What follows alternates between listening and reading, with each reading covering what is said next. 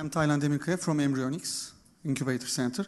Can you tell me what are the features of entrepreneurs in order to be in the Silicon Valley? But clearly, please, because sometimes What are the features? Features you're waiting, which maybe it's the stage, I don't know, that you will, entrepreneurs will be approvable for Silicon Valley. This is I'm going to make categories. I think, I agree with you, like this, being where you are is actually comfortable, and you don't have to be in Silicon Valley to start with. But if you want to be there, I'm going to classify a couple of different things that you could be doing, and then you could be going there. So first of all, if you're doing a local clone of something that happens in San Francisco, never come. There is no point. You could make that business run over here, and then you can make money and everything, but that's not a kind of business you want to bring over. If you are doing something mediocre, never. I was going to add it to Dilawar's comment. If you want to stay here and become an entrepreneur, do something amazing. I think that's not that difficult. Like I see, I think this is the hype of clone. It's this conference. I think it's fine. You could do a clone. That's fine. But if we have 9 clones, let's have one amazing idea that the whole world can use, which is not a Foursquare, which is not Twitter, which is not Facebook, but something new. Let's look at what we need in 5 years, and let's build it today. Then come to San Francisco, you will get your money. Because that kind of product, imagine you are the Christopher Columbus and you have a mirror and you entered into a tribe, and when you show them the mirror, they want to give you all the gold they have to get the mirror. And if you can build that mirror, whatever it is, it could be a service innovation, it could be a technical innovation, it could be something. And that's what is called a startup in San Francisco. Because when Foursquare first came out, it was a mirror. It's not anymore. The group deal stuff. Foursquare started in New York. And it started in New York, to my surprise. To my surprise, something's happened in New York.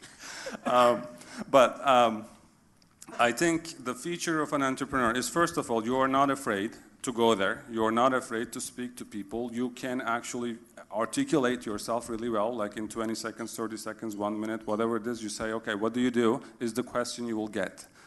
Don't answer it in like a minute, then you're out. It doesn't matter, like, okay, I don't know enough English, learn it. I can't articulate well, learn it. It's another skill that you need to get.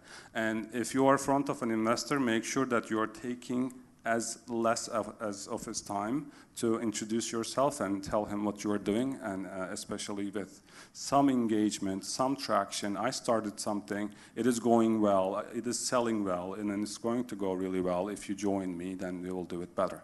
So I think that's what I would say about that. Emery, do you want to chime in at all?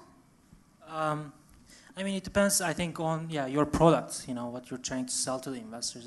If it's an international product, then I guess it's your only choice. These days we see more and more investors in Turkey as well, investing in international focused startups. But otherwise, that's your only choice. You have to be able to articulate yourself in English, and that's it. Otherwise, being an entrepreneur in Silicon Valley is just like being an entrepreneur in Turkey. Entrepreneurs are entrepreneurs everywhere. I just want to add one thing, very tactical. I think since you wanted a very specific answer, to sort of going back to Emre's point, if you have a certain product or service where you feel that being in a place where you could connect with partners readily, then you should definitely consider coming, even for some time. Because you could strike partnerships, and that's just the nature of any place, not just the Valley. You go to New York for media, or LA, right? You go to certain sectors, clusters, where there is just, the place is built for, there's a lot of people around on the street that you can connect with. That can really ease your way of building partnerships. So again, I don't want to pick any examples, but depending on your business, you may consider it because you have the value chain, people in that value chain, all in one location. And you can spend 3 months and build some contacts, again, through your Turkish American friends, and try to penetrate that. That is very difficult to do sitting over here. And it's not because anybody's against Turkey, just the law of nature, it's a distance. So that's one reason that I would consider if you have a product that requires that kind of connectivity with the industry.